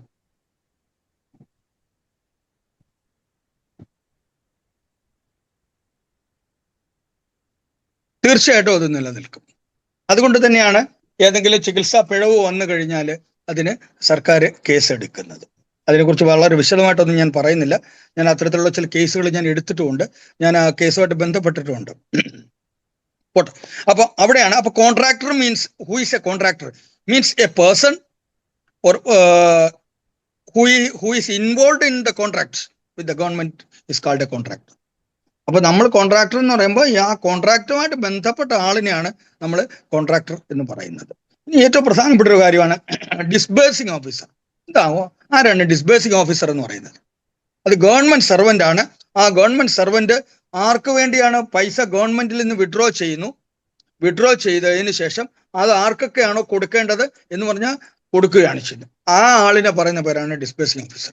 എവിടെ നിന്നാണ് പൈസ വിഡ്രോ ചെയ്യുന്നതെന്ന് ചോദിച്ചാൽ ട്രഷറിയിൽ നിന്നാണ് വിഡ്രോ ചെയ്യുന്നത്. നമ്മളുടെ ഹെഡ് ഓഫ് അക്കൗണ്ടിൽ നമ്മൾ സർക്കാർ ബഡ്ജറ്റിലൂടെ നമ്മൾക്ക് അനുവദിച്ച പൈസ, ആ പൈസ ഏത് ഉദ്യോഗസ്ഥനാണോ അതിന് നിയോഗിക്കപ്പെട്ടിരിക്കുന്നത്, കാഷ്യർ എന്ന് പറയാം, ടെല്ലർ എന്ന് പറയുന്നത്, അങ്ങനെ പല പേരിലൊക്കെ അറിയപ്പെടുന്നുണ്ട്. അയാള് ഈ പൈസ സർക്കാരിന് വേണ്ടിയാണ് വിഡ്രോ ചെയ്യുന്നതെങ്കിൽ അങ്ങനെ സർക്കാരിന് വേണ്ടി വിഡ്രോ ചെയ്യുന്ന ആ പണം അയാൾക്ക് വീട്ടിൽ കൊണ്ടുപോകാൻ പറ്റുമോ? പറ്റില്ല. He has to disburse the same. അപ്പൊ അത് ഡിസ്ബേഴ്സ് ചെയ്യണം. അവിടെ പർപ്പസ് ഉണ്ട്. എംപ്ലോയീസിന്റെ സാലറി മാത്രമല്ല. ഇപ്പൊ നമ്മുടെ അവിടെ ഒരു ഇലക്ട്രിക് വർക്ക് നടന്നു, അല്ലെങ്കിൽ അവിടെ കുറച്ച് സാധനങ്ങൾ വാങ്ങിച്ചു, അല്ലെങ്കിൽ നമ്മൾ പെട്രോൾ അടിച്ചു, റിപ്പയർ നടത്തി, അങ്ങനെ പല ഹെഡ് ഓഫ് അക്കൗണ്ട്സ് ഉണ്ട്, അവർക്ക് പൈസ കൊടുക്കുന്നത്. ആ ഓഫീസറെ പറയുന്ന പേരാണ് ഡിസ്ബേഴ്സിംഗ് ഓഫീസർ എന്ന് പറയുന്നത്. അതും വളരെ പ്രധാനപ്പെട്ട ഒരു കാര്യമാണ്. ഈ local body, what you mean by local body? അത് ഒരുപാട് പ്രാവശ്യം പരീക്ഷയ്ക്ക് ചോദിച്ചിട്ടുണ്ട്. ലോക്കൽ ബോഡി എന്ന് പറഞ്ഞാൽ കോർപ്പറേഷൻ ഉണ്ട്, മുനിസിപ്പാലിറ്റി ഉണ്ട്, പഞ്ചായത്തുണ്ട്. അതിനെ പറയുന്ന പേരാണ് ലോക്കൽ ബോഡി എന്ന് പറയുന്നത്. ഇപ്പൊ ലോക്കൽ ബോഡി എന്ന് പറയുന്നത് കോർപ്പറേഷൻ ഉണ്ട്, മുനിസിപ്പാലിറ്റി ഉണ്ട്, പഞ്ചായത്തും ഉണ്ട്. അപ്പൊ ഓൾ ദ എബവ് എന്നാണ് അതിൻ്റെ ഉള്ള ക്വസ്റ്റ്യൻ ആൻസർ എന്ന് പറയുന്നത്, ലോക്കൽ ബോഡി എന്ന് പറയുന്നത്. ഇനി നമ്മൾ പ്രധാനപ്പെട്ട ഒരു കാര്യമുണ്ട്, റേറ്റ്. എന്താണ് റേറ്റ് എന്ന് പറഞ്ഞാൽ? എന്താണ് റേറ്റ്? നമ്മൾ പലപ്പോഴും ചോദിക്കാറുണ്ട്, റേറ്റ് എന്താണെന്ന്. അപ്പൊ ഞാൻ കഴിഞ്ഞൊരു ദിവസം ഞാൻ ഈ പറയുന്ന പോലെ എറണാകുളത്ത് പോയപ്പോൾ ഞാൻ ഒരു ഹോട്ടലിൽ കയറി ഭക്ഷണം കഴിച്ചു. അപ്പൊ എൻ്റെ അടുത്തിരുന്ന ആള് ഒരു കാര്യം ചോദിച്ചു, ഒരു കറി ചോദിച്ചപ്പോൾ പുള്ളി റേറ്റ് ചോദിച്ചു. എത്രയാണ് റേറ്റ് എന്ന് ചോദിച്ചു. ഈ തിരുവനന്തപുരത്തൊന്നും റേറ്റ് ചോദിക്കുന്നത് ഞാൻ കണ്ടിട്ടില്ല. ഒരാളൊരു കറി ചോദിക്കുമ്പോൾ അതിന്റെ റേറ്റ് ഞാൻ കണ്ടിട്ടില്ല. പക്ഷെ ഞാൻ ഭക്ഷണം കഴിച്ചുകൊണ്ടിരുന്ന അപ്പുറത്ത് ടേബിളിൽ ഇരുന്ന അയാൾ കഴിക്കുകയാണ്. പുള്ളി വെയിറ്റർ വന്നു പുള്ളി ഓരോന്നിന്റെ റേറ്റ് ചോദിച്ചു. അപ്പൊ what is rate? Rate means estimates of cost. അത് വളരെ പ്രധാനപ്പെട്ടതാണ്. മാത്രമല്ല നമ്മൾ ഈ കോൺട്രാക്ടർക്ക് ബില്ല് കൊടുത്ത് പാസ്സാക്കുമ്പോൾ അല്ലെ വൗച്ചറും ഒക്കെ പാസ്സാക്കുമ്പോൾ അപ്പം അവിടെ നമ്മൾ റേറ്റ് അറിഞ്ഞിരിക്കണം. റേറ്റ് എന്ന് പറയുമ്പോൾ എസ്പെഷ്യലി എസ്റ്റിമേറ്റ്സ് ഓഫ് കോസ്റ്റ്, അതാണ് ഏറ്റവും പ്രധാനപ്പെട്ടത്. അപ്പോൾ അവിടെ ചോദിക്കാൻ നമ്മൾ estimates of cost in connection with a contract is known as rate. അത് വളരെ പ്രധാനപ്പെട്ട ഒരു കാര്യമാണ്. നേരത്തെ ഞാൻ പറഞ്ഞ സ്റ്റോർ എന്താണെന്ന് ഞാൻ പറഞ്ഞിരുന്നു. ഇനി ഇതുമായിട്ട് ബന്ധപ്പെട്ട ചില ഒൺവേഡ് ക്വസ്റ്റ്യൻസ് ഞാൻ ഇതിന്റെ കൂട്ടത്തിൽ തന്നെ ഡിസ്കസ് ചെയ്യുകയാണ്. അപ്പം നമ്മൾ അതും കൂടെ പറഞ്ഞു പോകുമ്പോൾ എളുപ്പമുണ്ട്, കുറച്ച് മനസ്സിലാവുകയും ചെയ്യും. അപ്പൊ ഞാൻ ക്വസ്റ്റ്യനും ആൻസറും ഞാൻ വായിക്കുകയാണ്. Name the authority who keeps the accounts of the state and exercises audit functions in relation to those accounts. അപ്പൊ സ്റ്റേറ്റിന്റെ അക്കൗണ്ടുകളെല്ലാം നോക്കുന്ന ആളും അത് സൂക്ഷിക്കുന്നതുമായ ആള് ആരാണ്, ഓഫീസർ ആരാണ്, പല പ്രാവശ്യം ചോദിച്ചിട്ടുണ്ട്. എല്ലാവരും ഇപ്പൊ തന്നെ അറിയാം, ഹീസ് നോൺ അക്കൗണ്ടന്റ് ജനറൽ ആണ്. അക്കൗണ്ടന്റ് ജനറൽ വളരെ പ്രധാനപ്പെട്ടതാണ്, അത് ചോദിക്കാൻ കൊള്ളാം. ഇനി ഞാൻ വേറൊരു കാര്യം കൂടെ പറഞ്ഞു. ഇനി നമ്മുടെ ഹെഡ് ഓഫ് അക്കൗണ്ടിൽ അല്ലെങ്കിൽ നമ്മൾക്ക് ആവശ്യമുള്ള ഒരു പൈസ, ഇപ്പൊ ജനറൽ ആശുപത്രിക്ക് വേണ്ട പൈസ DHS തരുന്നു, എന്ത് മാർഗത്തിലൂടെയാണ് തരുന്നത് എന്നൊരു ക്വസ്റ്റ്യൻ ചോദിച്ചാൽ that is called book transfer or book adjustment. അവരുടെ കയ്യില് ഫോർ എക്സാമ്പിൾ TA-ക്ക് 10 ലക്ഷം രൂപ തന്നിട്ടുണ്ട് എന്നിരിക്കട്ടെ. TA-ക്ക് 10 ലക്ഷം രൂപ തന്നിട്ടുണ്ട്. അപ്പോൾ ഓരോ ജില്ലാ ആശുപത്രിക്കും പൈസ കൊടുക്കണം. ഈ 10 ലക്ഷം എടുത്ത് മുഴുവനും അങ്ങ് കൊടുക്കുമോ? കൊടുക്കത്തില്ല. നമുക്ക് 14 ജില്ല ഉണ്ടെങ്കിൽ അല്ലെങ്കിൽ 20 ജില്ല ഉണ്ടെന്ന് കണക്ക് കൂട്ടിക്കൊണ്ടാട്ടെ. അപ്പൊ 20 ജില്ലയാണെങ്കിൽ എളുപ്പമുണ്ട്. ഞാൻ 10 ലക്ഷം എന്ന് പറഞ്ഞപ്പം അപ്പൊ അതിനെ ഡിവൈഡ് ചെയ്യാൻ എളുപ്പമുണ്ട്. അങ്ങനെ കൊടുക്കത്തില്ല. ഏത് ജില്ലയിലാണോ കൂടുതലായിട്ട് ആവശ്യമുള്ളത്, ഫോർ എക്സാമ്പിൾ തിരുവനന്തപുരം, കോട്ടയം, എറണാകുളം, കോഴിക്കോട്, തൃശ്ശൂർ, ഇങ്ങനെയൊക്കെയുള്ള ജില്ലകളിൽ കൂടുതൽ ആവശ്യം വരും. കമ്പാരിറ്റീവ്ലി ഇടുക്കി, കാസർഗോഡ്, അതുപോലെ പത്തനംതിട്ട മുതലായ ജില്ലകളിലൊക്കെ കമ്പാരിറ്റീവ്ലി പൈസ കുറച്ച് മതിയാവും. അവിടെയാണ് ബുക്ക് ട്രാൻസ്ഫറിന്റെ ഏറ്റവും വലിയ ഇമ്പോർട്ടൻസ് എന്ന് പറയുന്നത്. ഇനി മറ്റൊരു കാര്യം എന്ന് പറഞ്ഞാൽ ഞാൻ പറഞ്ഞ കാര്യമാണ്, the detailed estimates of receipts and payments of A financial year is called. അപ്പൊ നമ്മൾ ഒരു ഫിനാൻഷ്യൽ ഇയറിൽ ഡീറ്റെയിൽഡ് എസ്റ്റിമേറ്റ് എന്താണ്, റെസിപ്റ്റ് ആൻഡ് എക്സ്പെൻഡിച്ചർ, അത് എന്താണെന്നാണ് ചോദിച്ചത്. That is called budget estimate. ഇപ്പൊ ഫോർ എക്സാമ്പിൾ ബഡ്ജറ്റ് എസ്റ്റിമേറ്റ് ഞാൻ നേരത്തെ പറഞ്ഞത് ഒരു ഫോർകാസ്റ്റഡ് സ്റ്റേറ്റ്മെന്റ് ആണെന്നാണ് പറഞ്ഞത്. ഇപ്പം സംസ്ഥാന സർക്കാർ ബഡ്ജറ്റിന് ഓരോ വർഷവും ബഡ്ജറ്റ് പ്രിപ്പയർ ചെയ്യുന്നത് കഴിഞ്ഞ 3 വർഷത്തെ ബഡ്ജറ്റ് എടുത്ത് അതിനെ ഒന്ന് അനലൈസ് ചെയ്തതിന് ശേഷമാണ് എടുക്കുന്നത്. അത് ആ 3 വർഷം എന്നുള്ളതിന് ഇമ്പോർട്ടൻസ് ഉണ്ട്. അപ്പൊ കാലാനുസൃതമായ മാറ്റവും കാലാനുസൃതമായ വർധനവും അതിലുണ്ടാകുകയും ചെയ്യും. അതിന് 3 വർഷത്തെ ബഡ്ജറ്റാണ് അവർ എടുക്കുന്നത്. അതും വളരെ പ്രധാനപ്പെട്ട ഒരു കാര്യമാണ്. പിന്നെ ഞാൻ പ്രധാനപ്പെട്ട പറഞ്ഞൊരു കാര്യമാണ് ക്യാഷ് ഓർഡർ എന്താണെന്ന് പറഞ്ഞു. ദി അതോറിറ്റി ടു ഇഷ്യൂ ഒരുപാട് പ്രാവശ്യം ചോദിച്ചിട്ടുണ്ട്. ഈ authority to issue cash order അത് ട്രഷറി ഓഫീസറാണ്. ട്രഷറി ഓഫീസറിനെ ഞാൻ പറഞ്ഞുള്ളൂ, സബ് ട്രഷറി ഓഫീസറും ആകാം, ഡിസ്ട്രിക്ട് ട്രഷറി ഓഫീസറും ആകാം. ഇനി പ്രധാനപ്പെട്ട മറ്റൊരു കാര്യമുണ്ട്. If A government execute work for another government, ഒരു ഗവൺമെന്റ് ഒരു വർക്ക് വേറെ ഏതെങ്കിലും ഒരു ഗവൺമെന്റിന് വേണ്ടി ചെയ്യുകയാണെങ്കിൽ അവിടെ അവർ ആ ഗവൺമെന്റിന് പൈസ കൊടുക്കണം. ആ കൊടുക്കുന്ന പൈസക്ക് പറയുന്ന പേരാണ് സെന്റേജ് ചാർജ് എന്ന് പറയുന്നത്. സെന്റേജ് ചാർജ്. ഞാനൊരു എക്സാമ്പിൾ ഞാൻ തമാശ രൂപത്തിൽ പറയുകയാണ്. തമിഴ്നാടിന്റെ ഒരു ബസ് നമ്മുടെ കേരളത്തിൽ വന്നു, നമ്മുടെ തിരുവനന്തപുരത്ത് വന്ന് ബ്രേക്ക് ഡൗൺ ആയി ചീത്തയായി. അപ്പൊ തമിഴ്നാട്ടിൽ നിന്ന് ആൾ ഇവിടെ വന്ന് നന്നാക്കുമോ? ഒരിക്കലും ഇല്ല. നമ്മളിവിടെ നന്നാക്കിയിട്ട് അതിനൊരു പൈസ കൊടുക്കും.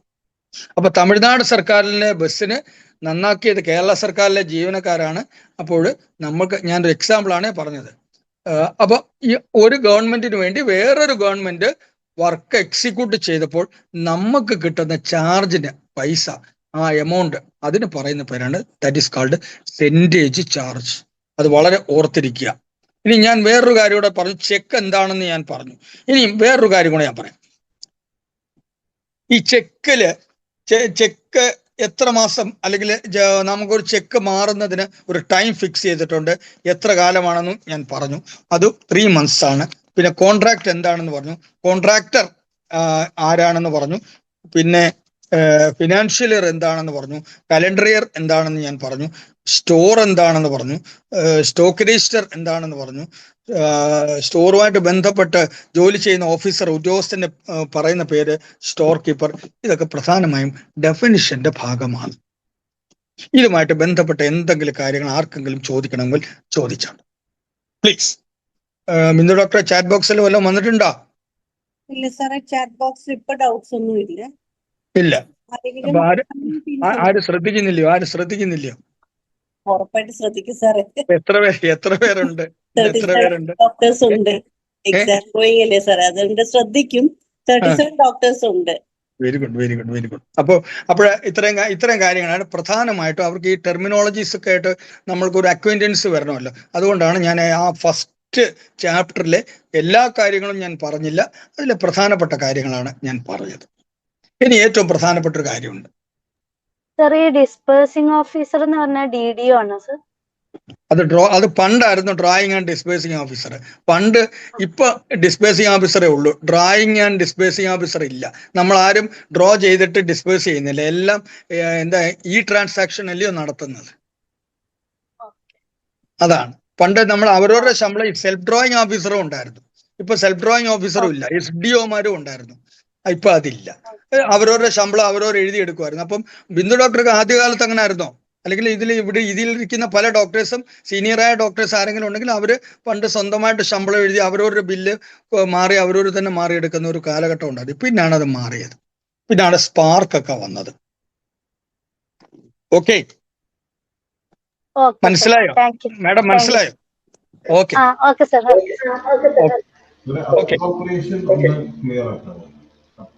ഓക്കെ. എന്താണ് റെസിപ്റ്റ് എന്ന് പറയുന്നത്? Receipt mean by receipt. നിങ്ങളൊക്കെ ഈ പറയുന്ന പോലെ നമ്മളെല്ലാം രസീത് വാങ്ങിച്ചിട്ടുണ്ട്. RT ഓഫീസിൽ നമ്മൾ ഏതെങ്കിലും ഒരു ഫീസ് അടയ്ക്കുന്നു, അല്ലെങ്കിൽ സർക്കാർ ഓഫീസിൽ എന്തെങ്കിലും ഒരു എമൗണ്ട് ഫീസായിട്ടോ എമൗണ്ട് ആയിട്ടോ എന്തെങ്കിലും നമ്മൾ അടയ്ക്കേണ്ടിയിരിക്കുന്നു, നമ്മൾക്കൊരു റെസിപ്റ്റ് കിട്ടും. ആ റെസിപ്റ്റിന്റെ ഫോം എന്താണ് എന്ന് ചോദിച്ചാൽ TR5 ആണ്. TR5 ആണ് ആ ഫോം എന്ന് പറയുന്നത്. ആ റെസിപ്റ്റിൽ എന്തെല്ലാം കാര്യങ്ങൾ കാണും? TR5 ഫോമിൽ എന്തെല്ലാം കാണും? റെസിപ്റ്റിന്റെ ഫോം ഒരുപാട് പ്രാവശ്യം ചോദിച്ചിട്ടുണ്ട്. TR5 ആണ് റെസിപ്റ്റ്. നമ്മൾ പണം കൊടുത്തു കഴിഞ്ഞാൽ തരുന്ന റെസിപ്റ്റിന്റെ ഫോം TR5 ആണ്. ആ റെസിപ്റ്റിൽ ഞാൻ പറയാം പ്രധാനമായിട്ടും ഉണ്ടായിരിക്കുന്ന കാര്യം, ആദ്യം ഡേറ്റ് കാണും, ആരാണോ പൈസ അടച്ചത് അയാളുടെ പേര്, അഡ്രസ്സ്, അത്യാവശ്യം ഡീറ്റെയിൽസ് കാണും, എത്ര രൂപ അടയ്ക്കുന്നു എന്ന അക്ഷരത്തിലും അക്കത്തിലും കാണും, പർപ്പസ് കാണും, പിന്നെ കാഷ്യറുടെ ഒപ്പ്, പിന്നെ ഓഫീസറുടെ ഒപ്പ്. അങ്ങനെ 2 തരത്തിൽ അത് കാണും, ഒപ്പും കാണും. പിന്നെ മാത്രമല്ല, മറ്റൊരു കാര്യം കൂടെ പ്രധാനമായിട്ട്, റെസിപ്റ്റിന് ഡ്യൂപ്ലിക്കേറ്റ് ഉണ്ട്. ഡബിൾ സൈഡ് കാർബൺ തിരിച്ച് വെച്ചാണ് അതിനെ റെസിപ്റ്റ് എഴുതുന്നത്. കാരണം ഈ ഒറിജിനൽ റെസിപ്റ്റിന്റെ പുറകുവശത്ത് നമ്മൾ എഴുതിയ റെസിപ്റ്റിന്റെ റിഫ്ലക്ഷൻ ഉണ്ടാകും. അല്ലാതെ ഇപ്പൊ ഈ പറയുന്ന പോലെ ഇപ്പൊ തന്നെ നമ്മൾ വളരെ വിചിത്രമായ കാര്യങ്ങൾ കേൾക്കുന്നുണ്ട്. സ്വർണം കുറെ കാലം കഴിഞ്ഞപ്പോഴത്തേന് അമ്പലത്തിൽ ഇരുന്നപ്പോൾ അത് ചെമ്പായി പോയി എന്ന് പറഞ്ഞ് ചെമ്പെന്ന് എഴുതി വെച്ച് മാറുന്നു. അങ്ങനൊന്നും റെസിപ്റ്റിനകത്ത് അങ്ങനൊന്നും കള്ളക്കളി നടത്താൻ പറ്റില്ല. റെസിപ്റ്റില് വ്യക്തമായിട്ട് അതിനകത്ത് പറയുന്നുണ്ട്. അത് എന്തുകൊണ്ടാണെന്ന് പറഞ്ഞാൽ അത് തിരുത്താനും ഒക്കത്തില്ല. തിരുത്തി കഴിഞ്ഞാൽ കള്ളത്തരം കാണിച്ചാൽ പിടിക്കുന്നതിന് വേണ്ടിയാണ് കാർബൺ തിരിച്ചും മറിച്ചും വെച്ച് വേണം റെസിപ്റ്റ് എഴുതേണ്ടത്. അങ്ങനെയാണ് പറയുന്നത്. ഇനി അത് വളരെ പ്രധാനപ്പെട്ട ഒരു കാര്യമാണ്. ഇനി നമ്മൾ റെസിപ്റ്റ് എന്താണ് ഈ പണം കിട്ടിയാൽ ചെയ്യേണ്ട കാര്യങ്ങൾ, അത് വളരെ പ്രധാനപ്പെട്ട ഒരു കാര്യമാണ്. ഒരു ദിവസം നമുക്ക് ഇന്നത്തെ ദിവസം കിട്ടിയ പണം, അതായത് the daily collection of each office should be remitted to the treasury. നമ്മുടെ ഇന്നത്തെ കളക്ഷൻ നെക്സ്റ്റ് വർക്കിംഗ് ഡേയിൽ റെമിറ്റ് ചെയ്തിരിക്കണം ട്രഷറിയിൽ. It is compulsory, it is mandatory, otherwise it will be treated as temporary misappropriation. അതായത് ഇന്ന് നമ്മൾ ഇപ്പൊ കോടതിയിലൊക്കെ, ഞാൻ കോടതിയിൽ ജോലി ചെയ്തിരുന്ന ആളാണ്. അപ്പൊ കോടതിയിൽ ഇന്നത്തെ ദിവസം കുറെ ഫൈനുകൾ വരും, മറ്റ് പലതരത്തിലുള്ള പണങ്ങൾ വരും, കോസ്റ്റ് കെട്ടിവെക്കും, പിന്നെ ചിലപ്പോൾ ജാമ്യത്തുക കെട്ടിവെക്കും, ഇങ്ങനെയൊക്കെ കെട്ടിവെക്കും. ഇതൊക്കെ ഓരോന്നും ഓരോ ഹെഡിലാണ്. അപ്പോൾ നമ്മൾ വേറൊരു കാര്യം കൊണ്ടുണ്ട്, നമ്മൾ എന്ത് ചെയ്യും, അത് പിറ്റേ ദിവസം തന്നെ ചെല്ലാൻ സഹിതം നമ്മൾ ട്രഷറിയിൽ കൊടുക്കും. ചെല്ലാൻ എന്ന് പറയുമ്പോൾ ചെല്ലാൻ ട്രിപ്ലിക്കേറ്റ് ആണ് ഉള്ളത്, ഡ്യൂപ്ലിക്കേറ്റ് അല്ല. ചെല്ലാന് 3 ഭാഗമാണ് ഉള്ളത്. ഒറിജിനൽ ഉണ്ട്, ഡ്യൂപ്ലിക്കേറ്റ് ഉണ്ട്, ട്രിപ്ലിക്കേറ്റ് ഉണ്ട്. അതിൽ ഒറിജിനൽ നമുക്ക് തരും, ഒരെണ്ണം ട്രഷറിയിൽ സൂക്ഷിക്കും, ഒരെണ്ണം ഏജിക്ക് കൊടുക്കും. അപ്പൊ ചെല്ലാൻ എന്ന് പറയുമ്പോൾ ചെല്ലാന് 3 ഭാഗമാണ് ഉള്ളത്. ഇനി വേറൊരു കാര്യം കൊണ്ടുണ്ട്, the departmental revenue accounts should not be complied from the returns prepared by treasury. ട്രഷറിക്ക് ഒരുപാട് ഈ സാമ്പത്തികവുമായിട്ട് ബന്ധപ്പെട്ട ചില അധികാരങ്ങളും കൂടെ കൊടുത്തിട്ടുണ്ട്. ഇപ്പൊ ട്രഷറി ഓഫീസർ ചില ബില്ലുകളൊക്കെ നിങ്ങൾക്കറിയാം റിജക്റ്റ് ചെയ്യുമെന്ന്. പല കാരണങ്ങൾ കൊണ്ട് റിജക്റ്റ് ചെയ്യും. ഒപ്പില്ലെങ്കിൽ റിജക്റ്റ് ചെയ്യും, സീല് തെളിഞ്ഞിട്ടില്ലെങ്കിൽ റിജക്റ്റ് ചെയ്യും. നമ്മൾ ചീത്ത വിളിക്കും, ചിലപ്പോൾ സീൽ അടിച്ചപ്പോൾ തെളിഞ്ഞിട്ടില്ല. അപ്പൊ ട്രഷറി ഓഫീസറാണ് ഇത്രയും പേയ്മെന്റിന്റെ റിസ്ക് ഉള്ളത്. കോടിക്കണക്കിന് രൂപയാണ് ഒരു ദിവസം ട്രാൻസാക്ട് ചെയ്യുന്നത്. ഇതെല്ലാം പാസ്സാക്കുന്നത് ഒരാളാണ് പാസ്സാക്കുന്നത്, അല്ലെങ്കിൽ 2 പേര് കാണുമായിരിക്കും. അവർക്ക് ആ റിസ്ക് ഉണ്ട്. അപ്പൊ അവരുടെ മൈൻഡ് നമ്മളൊന്ന് ആലോചിച്ച് നോക്കി, അവർ എത്രമാത്രം റിസ്ക് എടുക്കും. ഈ പൈസ പോയി കഴിഞ്ഞാൽ ഏതെങ്കിലും ഒരു ബില്ല് ഏതെങ്കിലും ഒരു തരത്തിൽ മാറിപ്പോയി, അല്ലെങ്കിൽ കുറച്ച് ഏതെങ്കിലും തരത്തിൽ കൊടുക്കാൻ പാടില്ലാത്തൊരു പൈസ, ഇപ്പം കോൺട്രാക്ടർമാരുടെയൊക്കെ ബില്ലുകൾ എന്നൊക്കെ പറഞ്ഞാൽ കോടിക്കണക്കിന് രൂപയാണ്. അപ്പൊ അവിടെയാണ് ട്രഷറി ഓഫീസർ ക്യാഷ് ഓർഡർ കൊടുക്കുന്നത്. ആ ക്യാഷ് ഓർഡറിന് it has got much importance. അപ്പം നാളൊരു കാലത്ത് ഈ ട്രഷറിയിൽ ഏറ്റവും പ്രധാനപ്പെട്ട കാര്യം എന്ന് പറഞ്ഞാൽ, ട്രഷറി കോഡിലെ കുറെ കാര്യങ്ങൾ പഠിക്കും. ഈ ഫിനാൻഷ്യൽ കോഡിൽ അത് പറയുന്നുണ്ട്. പീരിയോഡിക്കൽ ഇൻസ്പെക്ഷൻ എപ്പോഴും ഉണ്ട്. ട്രഷറിയിൽ പണം മാത്രമല്ല ഉള്ളത്, കോയിൻസ് ഉണ്ട്, മുദ്രപത്രങ്ങളുണ്ട്, ഇതെല്ലാം സൂക്ഷിക്കുന്ന സ്ഥലമാണ്. പിന്നെ പല വാല്യുബിൾസ് സൂക്ഷിക്കുന്ന സ്ഥലവുമാണ്. ആ ട്രഷറിയുടെ ടെറിട്ടോറിയൽ ജൂറിസ്ഡിക്ഷനിലുള്ള എല്ലാ കോടതിയിലെയും വാല്യുബിൾസ് സൂക്ഷിക്കുന്നത്. വാല്യുബിൾ എന്ന് പറയുമ്പോൾ ഒരുപാട് മെയിൻലി സ്വർണം, പണം, ഇതെല്ലാം വാല്യുബിൾ ആയിട്ട് വരും. ഒരുപാട് സാധനങ്ങൾ വരുന്നുണ്ട് വാല്യുബിളിന്റെ ലിസ്റ്റിൽ വരും. ഞാൻ പ്രധാനപ്പെട്ടതേ പറഞ്ഞുള്ളൂ.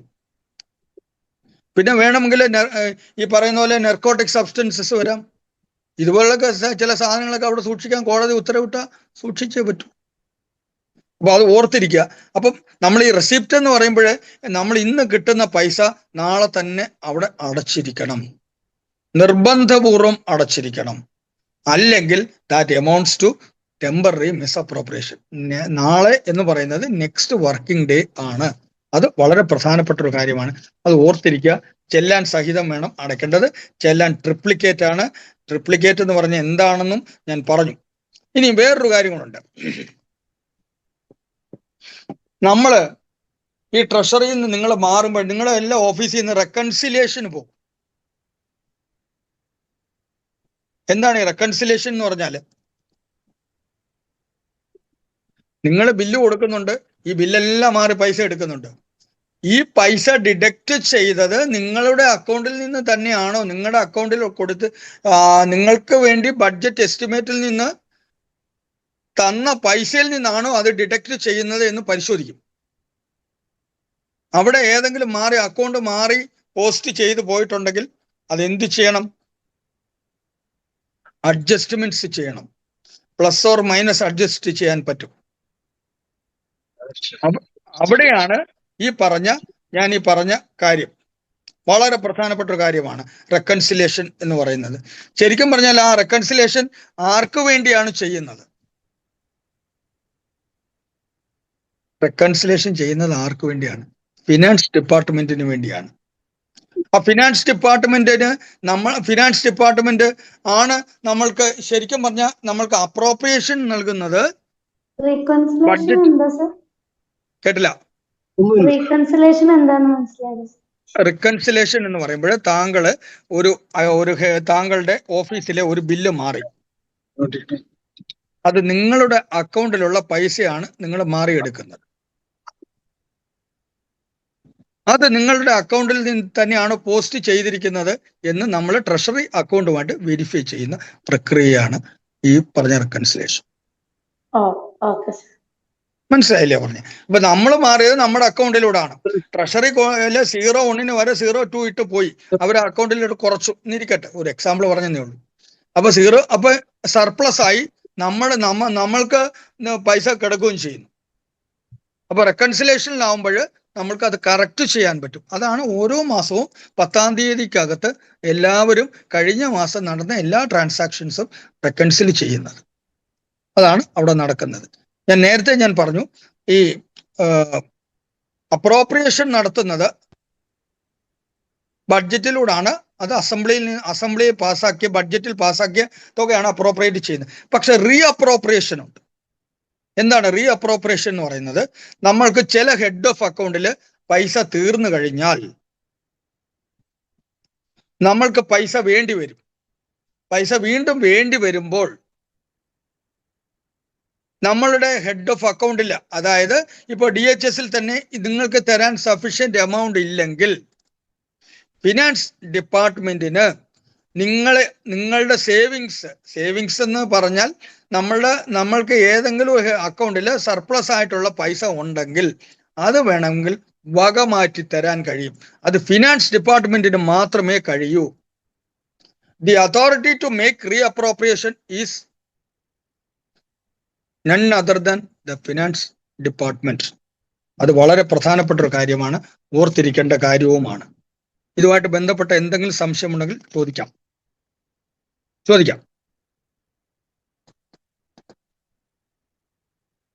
ചോദിച്ചോളൂ.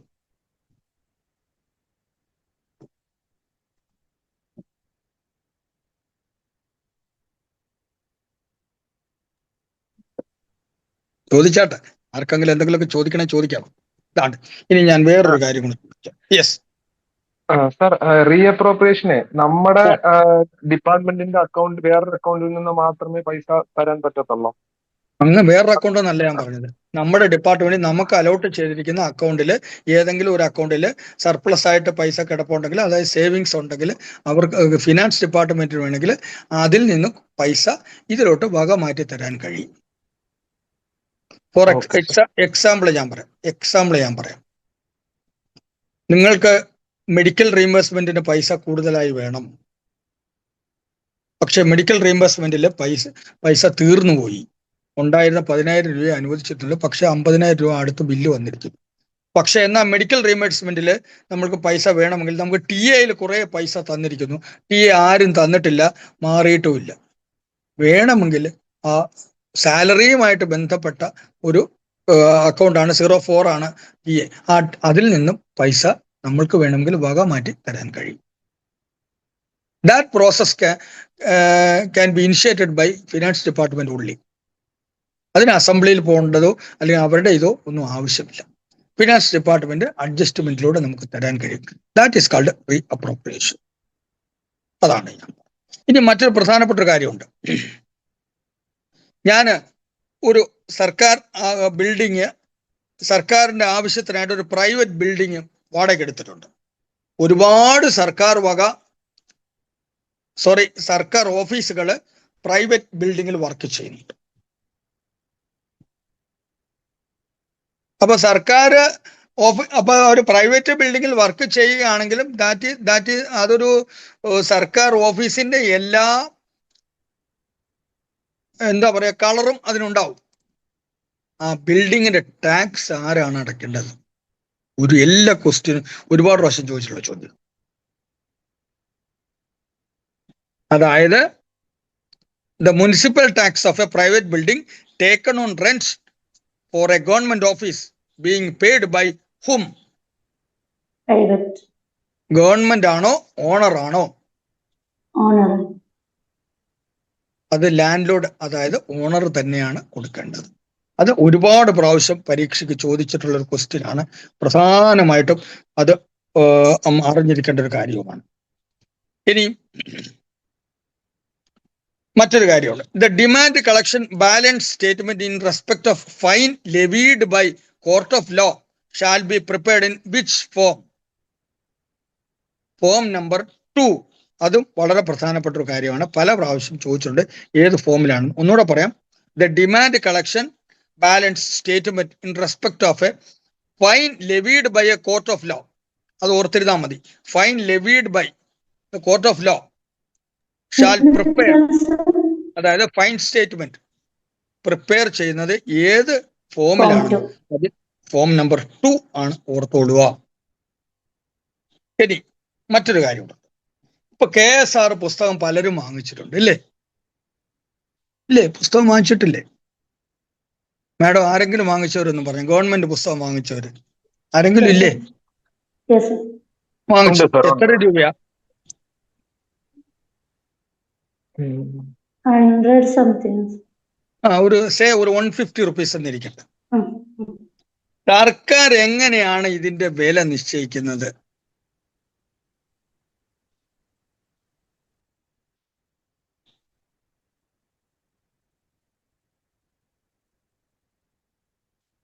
മനസ്സിലായ ഞാൻ പറഞ്ഞു? അതൊരു ക്വസ്റ്റ്യൻ ആയിട്ട് പലപ്പോഴും ചോദിച്ചിട്ടുണ്ട്. ഒന്നുകൂടെ പറയാം. The sale price of a government publication has to be fixed at dash 50% above the cost price. 50% കൂടുതലാണ് കോസ്റ്റ് പ്രൈസിന്റെ. കോസ്റ്റ് പ്രൈസ് 100 രൂപയാണെങ്കിൽ അതിന്റെ 50% കയറ്റും. 150 രൂപ കിട്ടും. അത് വളരെ പ്രധാനപ്പെട്ടതാണ്. ഒന്നുകൂടെ പറയാം. The sale price of a government publication has to be fixed at 50% above the cost price. അത് വളരെ പ്രധാനപ്പെട്ട ഒരു കാര്യമാണ്. അവിടെ ഒരു ക്വസ്റ്റ്യൻ ഉണ്ട്. Cost price of a book is 200. Then the cost price of publication is dash. 300. Minimum cost price 300 രൂപ. അങ്ങനെ ഒരു ക്വസ്റ്റ്യൻ ചോദിച്ചിട്ടുണ്ട്. അപ്പൊ 200 രൂപ കോസ്റ്റ് പ്രൈസ് ആയ ഒരു പുസ്തകത്തിന് എത്ര രൂപ മിനിമം വിലയിടാം? 50%മോ അതിന്റെ മുകളിലോ ഇടണം. Cost price plus. അപ്പം 200 പ്ലസ് 100 300 രൂപ. ഇത് പല പ്രാവശ്യം പരീക്ഷയ്ക്ക് ചോദിച്ചൊരു ചോദ്യമാണ്. അത് ഓർത്തിരിക്കേണ്ട കാര്യമാണ്. ഇനി ആർക്കെങ്കിലും എന്തെങ്കിലും സംശയങ്ങളൊക്കെ ചോദിച്ചാട്ടെ, ചില കാര്യങ്ങളൊക്കെ ചോദിച്ചാട്ടെ. ഇനി ഞാനൊരു കാര്യം കൂടെ പറയാം. അതുകൂടെ പറഞ്ഞ് ഞാനങ്ങ് അവസാനിപ്പിച്ചേക്കാം. എന്താണ് ഈ ലാപ്സ്ഡ് എമൗണ്ട് എന്ന് പറഞ്ഞത്? ലാപ്സ്ഡ് ഡെപ്പോസിറ്റ് എന്ന് പറഞ്ഞാൽ എന്താ? ലാപ്സ്ഡ് ഡെപ്പോസിറ്റ് എന്ന് പറഞ്ഞാൽ, ഞാൻ സർക്കാരിലെ ഒരു എമൗണ്ട് ഡെപ്പോസിറ്റ് ചെയ്തു. ഫോർ എക്സാമ്പിൾ, ഒരു കേസുമായി ബന്ധപ്പെട്ടത് ജാമ്യ തുകയായി ഞാൻ 25,000 രൂപ ഞാൻ കെട്ടിവെച്ചു. I repeat once again, I have remitted 25,000 before a court of law in connection with bail taken. ജാമ്യം എടുത്തപ്പോൾ ഞാൻ 25,000 രൂപ കെട്ടിവെച്ചു. പക്ഷെ കേസ് 3 വർഷമായപ്പോൾ തീർന്നില്ല. 3 വർഷത്തിനുള്ളിൽ തീർന്നു കഴിഞ്ഞാൽ ഞാൻ എന്റെ കേസ് വെറുതെ വിടുകയും ചെയ്തു.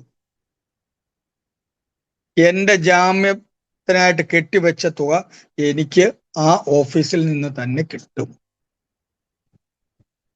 എന്നാൽ after a span of 3 years, that amount will become lapsed amount.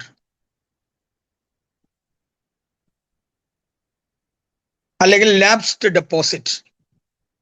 അത് റിലീസ് ചെയ്യാൻ അധികാരം ഏജിക്ക് മാത്രമേ ഉള്ളൂ.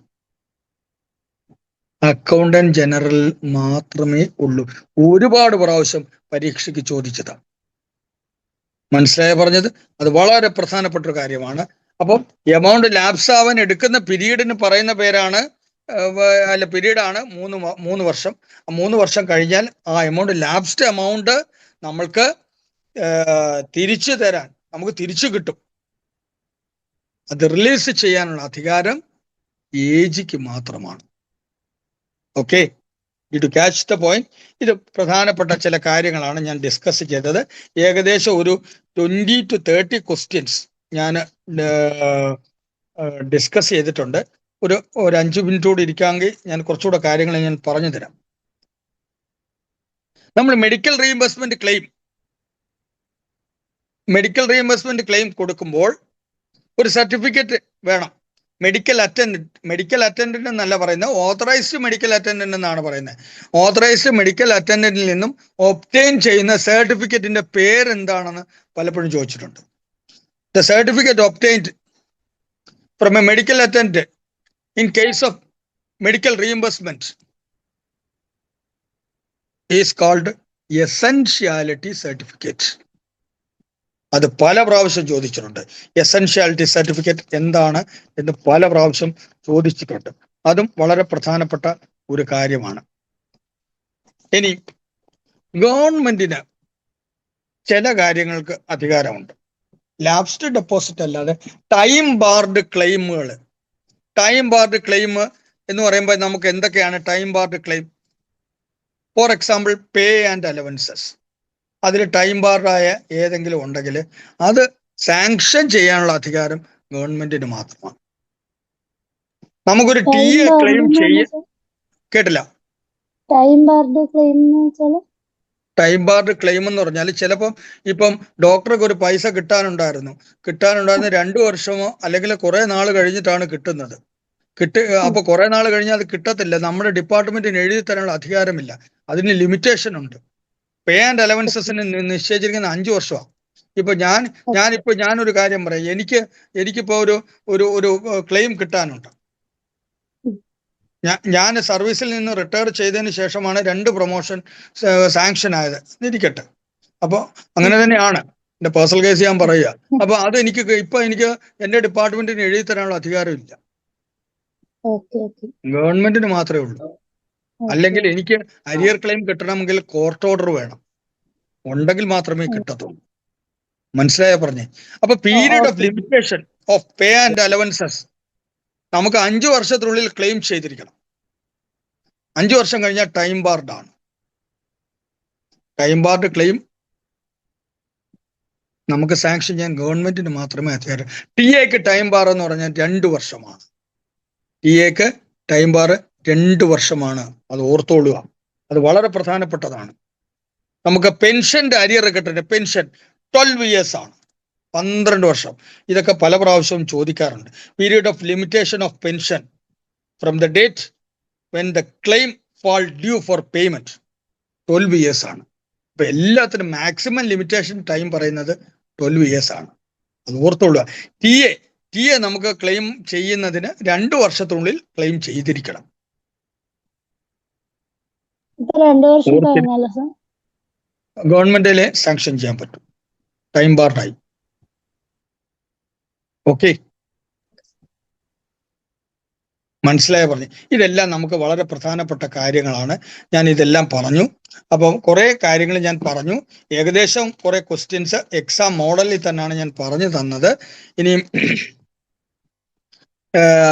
സ്റ്റാറ്റ്യൂട്ടറി ഗ്രാൻഡ്സ് ക്ലെയിം ചെയ്യുന്നതിനുള്ള മാക്സിമം പീരീഡ് 3 വർഷമാണ്. 3 വർഷം കഴിഞ്ഞാൽ നമ്മൾക്ക് ആ സ്റ്റാറ്റ്യൂട്ടറി ഗ്രാൻഡ് കിട്ടണമെങ്കിൽ ഗവൺമെന്റിന്റെ സാങ്ഷൻ ഇല്ലാതെ പറ്റില്ല. സ്റ്റാറ്റ്യൂട്ടറി ഗ്രാൻഡ് എന്ന് പറയാൻ പല തരത്തിലുള്ള ഗ്രാൻഡ്സ് വരുന്നില്ലേ. നമ്മൾക്ക് ഫോർ എക്സാമ്പിൾ ചില SC/ST വിഭാഗക്കാർക്ക് ചില ഗ്രാൻഡുകൾ കൊടുക്കുന്നുണ്ട്. അങ്ങനെയൊക്കെ പലർക്കും ഗ്രാൻഡ്സ് കിട്ടുന്നുണ്ട്, പലതരത്തിലുള്ള ഗ്രാൻഡ്സ് കിട്ടുന്നുണ്ട്. ഞാനൊരു എക്സാമ്പിൾ പറഞ്ഞതേ ഉള്ളൂ.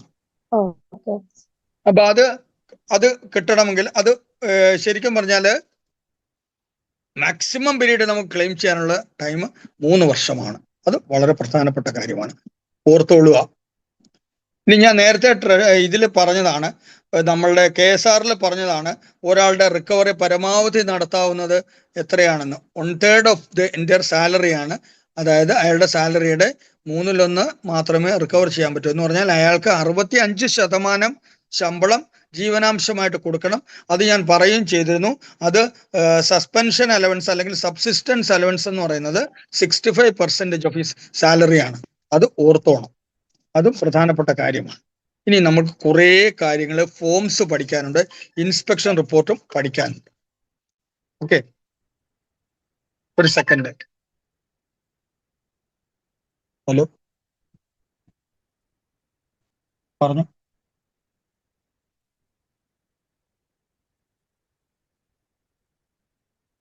ഞാൻ നോക്കിയിട്ട് ഞാൻ പറയാം. ഓക്കെ, അപ്പൊ ഇത്രയും കാര്യങ്ങളാണ് പ്രധാനപ്പെട്ട കാര്യങ്ങൾ. നമ്മൾ കുറേ കാര്യങ്ങൾ പറഞ്ഞു. ഏകദേശം ഞാനൊരു 64 വരെയുള്ള സെക്ഷനിലെ പ്രധാനപ്പെട്ട കാര്യങ്ങളാണ് ഞാൻ പറഞ്ഞത്. ഏകദേശം 64 സെക്ഷനിലെ കാര്യങ്ങളാണ് ഞാൻ പറഞ്ഞത്. ആ 64. അപ്പം നിങ്ങൾ ഈ ഫിനാൻഷ്യൽ കോഡ് പുസ്തകം കയ്യിലുള്ളവർ ഇത്രയും ഭാഗം ഒന്ന് ജസ്റ്റ് ഒന്ന് വായിച്ചുകൂടെ നോക്കി കഴിയുമ്പോഴത്തേന്, എന്നിട്ട് അതൊന്ന് എന്താ പറയുക, റിക്കളക്ട് ചെയ്യാനും കുറച്ചുകൂടി എളുപ്പമായിരിക്കും. ഓക്കെ, അപ്പോൾ ഷാലു ഇന്നിപ്പം എന്തായാലും ഇത്ര സമയം ഇരുന്ന്, അപ്പോൾ നമുക്കിന്ന് നിർത്താം. അപ്പം ഇനി ബിന്ദു ഡോക്ടർക്കോ അല്ലെങ്കിൽ മറ്റേ ഡോക്ടർക്കോ എന്തെങ്കിലും പറയാനുണ്ടോ പറഞ്ഞിട്ട് നമുക്ക് വൈൻഡ് അപ്പ് ചെയ്യാം. ബാക്കി ഇനിയുള്ള ക്ലാസ് അടുത്ത ബുധനാഴ്ചയാണ്. ബുധനാഴ്ച ഇതുപോലെ ഞാൻ ക്വസ്റ്റ്യൻ വൈസ് പറയാം. ഓക്കെ, അടുത്ത ക്ലാസ് ഓക്കെ, വ്യാഴാഴ്ച അല്ലേ? വ്യാഴാഴ്ച. ഓക്കെ, തലേ ദിവസം ഒന്നുകൂടെ നവംബർ 3 അല്ലേ? October 23 October 23 sir.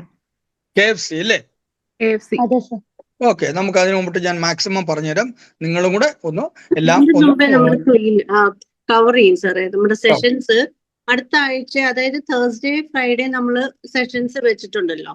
അപ്പം അത് കഴിഞ്ഞിട്ട് 2 സെഷൻസ് കൂടെ കഴിയുമ്പോഴത്തേക്ക് ഫിനാൻഷ്യൽ കോഡ് നമുക്ക് കംപ്ലീറ്റ് ചെയ്യാൻ പറ്റും. വേണ്ടി വന്നാൽ 18-ാം തീയതി കൂടെ നോക്കട്ടെ. 18 പക്ഷെ എനിക്ക് ഇഗ്നോയുടെ ക്ലാസ് ഉണ്ട്. സാറല്ല സാറേ, അങ്ങനെ ആണെങ്കിൽ പിന്നെ എനിക്ക് തോന്നുന്നു ബാക്കിയുള്ള സെഷൻസ് നമുക്ക് ഡിസ്കസ് ചെയ്യാം. അക്കാഡമിക് സെല്ലിനോട് കൂടെ ചോദിക്കണം അവർക്ക് എന്തെങ്കിലും വ്യാഴവും വെള്ളിയും നമ്മൾ ഈ പോർഷൻസ് എല്ലാം കവർ ചെയ്തിരിക്കും. ഓക്കെ,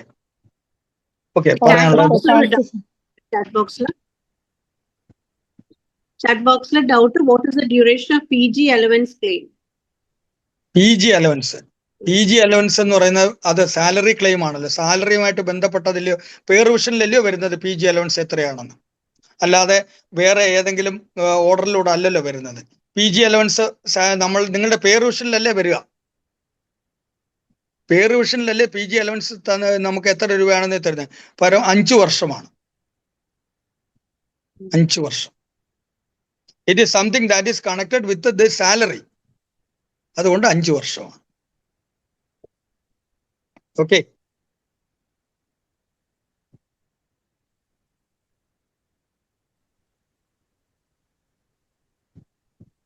മനസ്സിലായില്ലേ ഡോക്ടറെ? കേൾക്കാമോ? PG അലവൻസ് കാലാകാലങ്ങളിൽ പരിഷ്കരിക്കാറുണ്ടല്ലോ. ഓരോ 5 വർഷം കഴിയുമ്പോഴും PG അലവൻസ് പരിഷ്കരിക്കാറില്ലേ? റിവൈസ് ചെയ്യാറില്ലേ? അന്ന് പഴയ ആ എമൗണ്ട് തന്നെയാണോ ഇപ്പൊ കിട്ടുന്നത്? അല്ല. കാലാകാലങ്ങളിൽ പേ റിവിഷൻ വരുമ്പോൾ ഓരോ അലവൻസുകൾക്കും പരിഷ്കാരമുണ്ട്. TA പരിഷ്കരിക്കും, അതുപോലെ തന്നെ പോസ്റ്റ്മോർട്ടം അലവൻസോ, അങ്ങനെ പല അലവൻസുകളുണ്ട്. ഇതെല്ലാം പരിഷ്കരിക്കും. അപ്പോൾ സാലറിയുമായിട്ട് കണക്ട് ചെയ്ത എല്ലാ അലവൻസുകൾക്കും ലിമിറ്റേഷൻ പീരീഡ് 5 വർഷം. മനസ്സിലായില്ലേ പറഞ്ഞു? ഓക്കെ, then ഈ ടൈം ബാർഡ് ക്ലെയിം കഴിഞ്ഞ എല്ലാത്തിനെയും ലാപ്സ്ഡ് എമൗണ്ട് ആയിട്ടാണോ കണക്കാക്കുക? അല്ല, ടൈം ബാർഡ് ക്ലെയിം വേറെയാണ്, ലാപ്സ്ഡ് എമൗണ്ട് വേറെയാണ്. ടൈം ബാർഡ് ക്ലെയിം എന്ന് പറഞ്ഞാൽ നമ്മൾ ക്ലെയിം ചെയ്തിട്ടില്ല.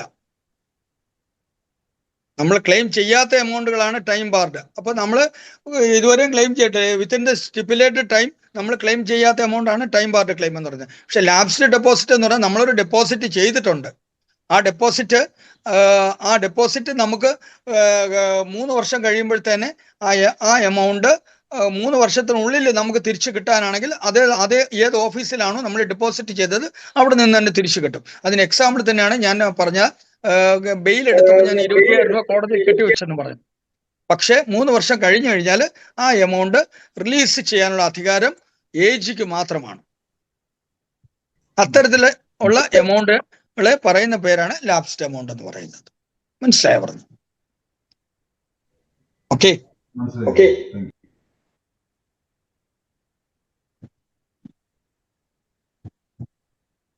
Doctor shall we wind up? Sir, ഇനി ആർക്കെങ്കിലും ഡൗട്ട്സ് ഉണ്ടെങ്കിൽ ഒന്ന് അൺമ്യൂട്ട് ചെയ്ത് സംസാരിക്കണേ.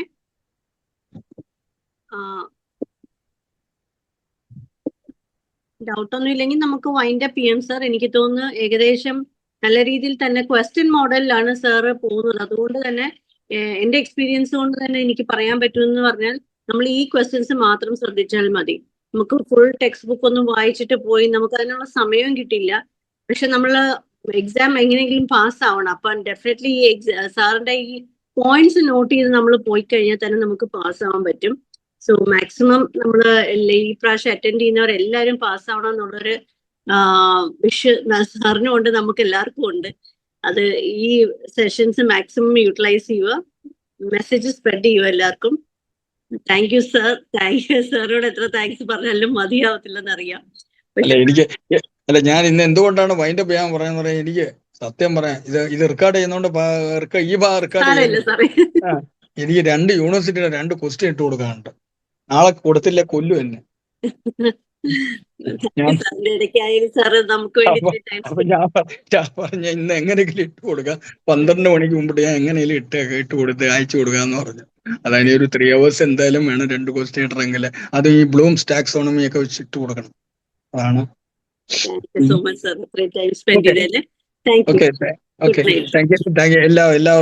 എല്ലാവർക്കും ഒരു ശുഭരാത്രി, നല്ലൊരു ശുഭരാത്രി ഉണ്ടാവട്ടെ. എല്ലാവർക്കും എന്താ പറയാ, സമാധാനവും സന്തോഷവുമായിട്ട് സന്തോഷമായിട്ട് ഉറങ്ങട്ടെ. Okay, thank you very much. Thank you very much. See you on Thursday. Okay, see you on Thursday. Okay, thank you. Good night.